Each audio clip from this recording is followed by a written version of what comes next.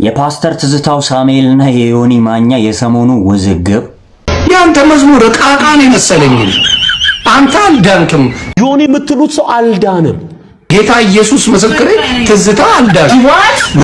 የዳነ ሰው እኮ እንዲህ ስታውቁ ያስታውቃል። ሮበላና ሊባን ግን አልፋታ ወንጌል በአናቱ ይተከል የሚል ሰው ድኗል እንዴ? ይሄ እንኳን አይደለም የመዳን ሐሳቡ እንኳን የለውም። ባለጌዎች ናችሁ። እንዲሁም ደግሞ ነብይ ሄኖክ ግርማ እስከ ዛሬ ድረስ በጣም ነበር የምወድ፣ አሁን ግን አገልግሎት ብታቆም ደስ ይለኛል።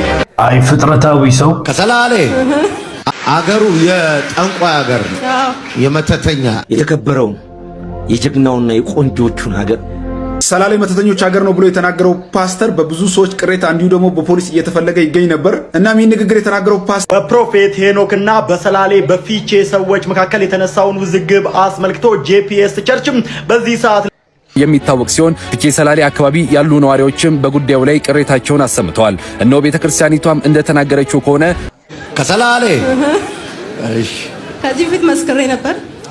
ስለ አረቄ አገሩ የጠንቋይ አገር ነው፣ የመተተኛ እና ከጎንያን 300 እንጀራ ምንም ሸጣኔ ቁጭ ብዬ እነሱን ሂሳብ ነው የምሰራው።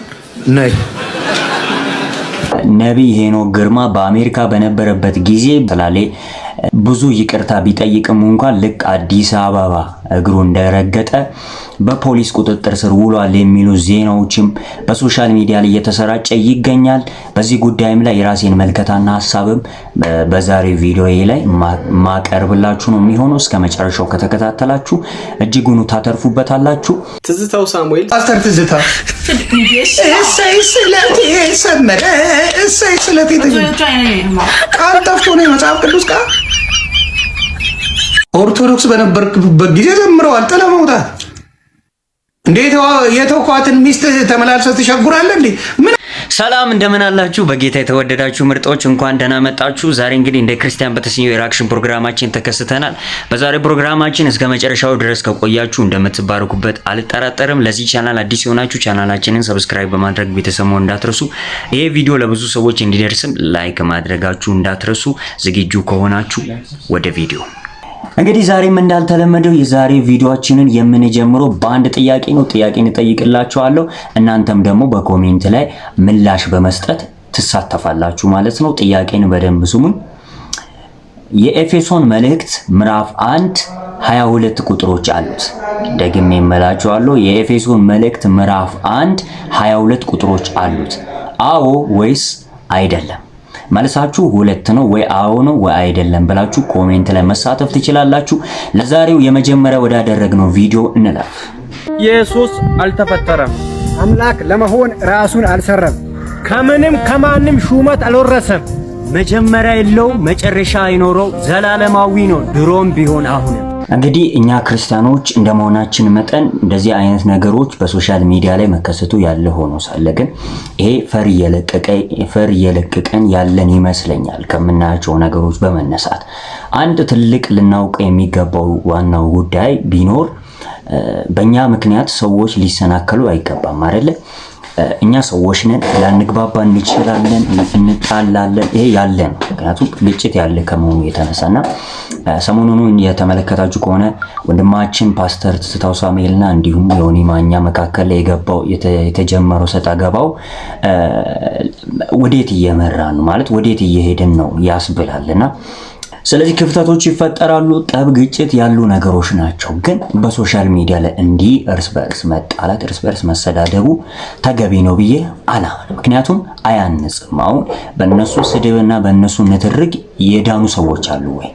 እንዴት ነው መኖር አለብን አይደል? ክርስትና ዝም ብሎ ትምህርትና ዝም ብሎ ቶክ ወይም ዝም ብሎ መዝሙር ላይ ብቻ መቅረት የለበትም። መሬት ላይ ፕራክቲካሊ በእኛ ህይወት ላይ ፋንክሽን ማድረግ አለበትና እንዴት ነው እንደዚህ ነገሮች በሶሻል ሚዲያ ላይ እንዲህ ማድረግ ተገቢ ነው ብላችሁ ታስባላችሁ? በዚህ ጉዳይ ላይ እናንተንም ሐሳብ አስተያየት ተጠብቃል። ሆነም ቀረም ግን ለነዚህ ወንድሞች እንድንጸልይ ዛሬም ደግሜ ላሳስባችሁ ፈልጋለሁ። ለዚህ ወንድምም እንዲሁም ለዚህ ወንድምም በእግዚአብሔር ፊት እንድትጸልዩ በጌታ ፍቅር ላሳስባችሁ ፈልጋለሁ። ምክንያቱም ሁለቱም ለእግዚአብሔር አስፈላጊ ናቸው።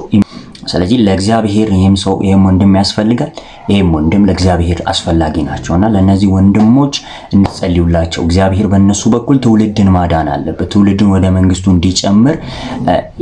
እንዲጨምር የክርስቶስ ፍቅር እንዲገባቸው እንድትጸልዩላቸው በዚህ አጋጣሚ ልላችሁ ፈልጋለሁ። ከዚህ ባሻገር ደግሞ ከነቢይ ሄኖክ ግርማ ሐሳብ ተነስተን አንዳንድ ነገሮችን ልበላችሁ።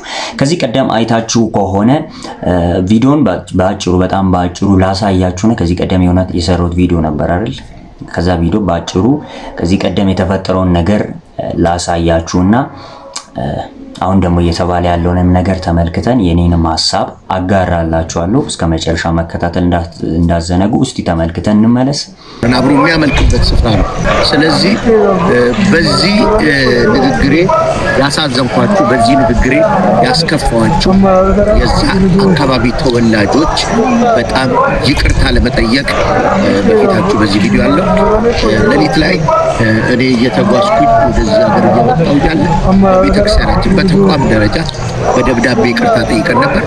እሱም በቂ ስላልሆነ እኔ ራሴ በአካል ይህንን ህዝብ ይቅርታ ለመጠየቅ በፊታችኋለሁ። ይቅርታዬን እንድትቀበሉ በጌታ ፍቅር ጠይቃችኋለሁ። እስከ ዛሬ ድረስ በጣም ነበር የምወድ። አሁን ግን አገልግሎት ብታቆም ደስ ይለኝ። የተናገረው ንግግር አንዴ ሰምተን ነው እንመለስ። ከሰላሌ አገሩ የጠንቋይ ሀገር ነው፣ የመተተኛ እና ከዚህ አንድ መናገር የምፈልገው ነገር አለ። የሰው ልጅ አያጠፋም አይባልም፣ ያጠፋል። በይቅርታ ሲመለስ ግን ወንጌልን ይሰብካል። አሁኑኑ ሁሉም ሰው ኮመንት ላይ ይግባና እንወዳለን ይበለው። ይህ አገልጋይ አጥፍቷል፣ ግን ደግሞ ይቅርታ ጠይቋል። የሚያገለግለውን ህዝብ ነው የበደለው፣ እሱን ህዝብ ይቅርታ ጠየቀ።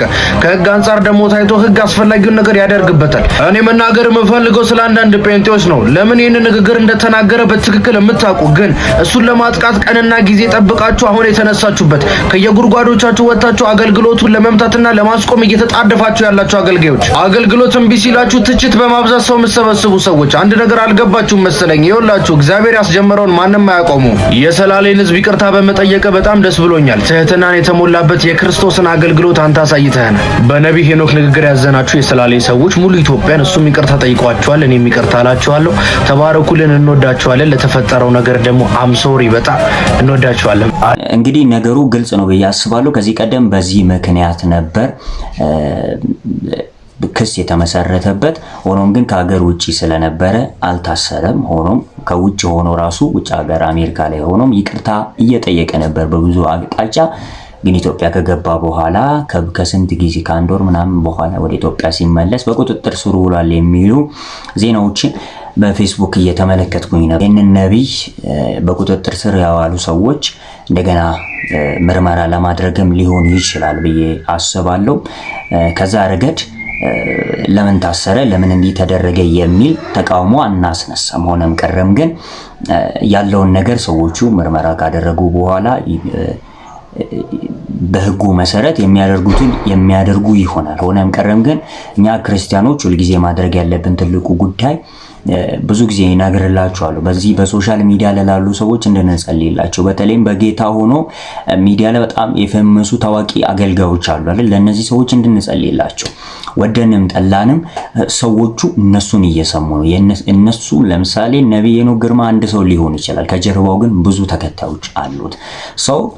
ስለዚህ ለነዚህ ሰዎች በደንብ እንድንጸልይላቸው፣ ለመንጋው እንቅፋት እንዳይሆኑ፣ ለእነሱ ለሚከተላቸው ህዝብ እንቅፋት እንዳይሆኑ፣ እግዚአብሔር በእነሱ ህዝቡን እንዲያንጽ ወደ መንግስቱ እንዲመልስ መጽሐፍ እንደሚል የወደቀ አይነሳምን የሳተስ አይመለስምን ይላልና ቢሲቱም እንደገና መታደሳል እንደገና መመለሳልና ይሄ ልብ ያስፈልጋል። ስለዚህ በሚዲያ ላይ ላሉ ሰዎች እግዚአብሔር ማስተዋልን እንዲሰጣቸው በጌታ ፍቅር ልለምናችሁ፣ ደግማችሁ እግዚአብሔር ፊት እንድትጸልዩላቸው፣ በእግዚአብሔር ፊት እንድትጮሁ፣ እግዚአብሔር ክብሩን እንዲገልጥ በእነሱ አልፎ ልጁን እንዲያደምቀው በጌታ ፊት እንድትጸልዩ በዚህ አጋጣሚ ልላችሁ ፈልጋለሁ።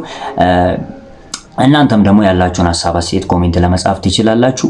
ሜቢ ነቢይ ሄኖክ ግርማ ይቅርታ ጠይቆም ይቅርታውን ግን ተቀባይነት ባለማግኘቱ ሊታሰር ሊሆን ይችላል። ግን ይቅርታውን እንዲቀበሉ በዚህ አጋጣሚ ምህረት እንዲደረግለትም እንጠይቃለን ማለት ነው። ኮሜንት ላይ ሐሳባችሁንም የእናንተን ሐሳብ አስተያየታችሁን እጠብቃለሁ። እንግዲህ ቤተሰቦች በዛሬ ፕሮግራማችን እንደተዋረካችሁ አልጠራጠርም። ሐሳብ አስተያየታችሁን ኮሜንት ላይ እጠብቃለሁ። መጻፍ ትችላላችሁ። ይሄን ቪዲዮ ላይክ አላደረጋችሁ አሁኑኑ ላይክ አድርጉ። ሰብስክራይብ ያላደረጋችሁ ሰዎች ካላችሁ ሰብስክራይብ በማድረግ ቤተሰብ መሆን ትችላላችሁ። በቀጣይ በሌላ ቪዲዮ እስከምንገናኝ ይመቻችሁ።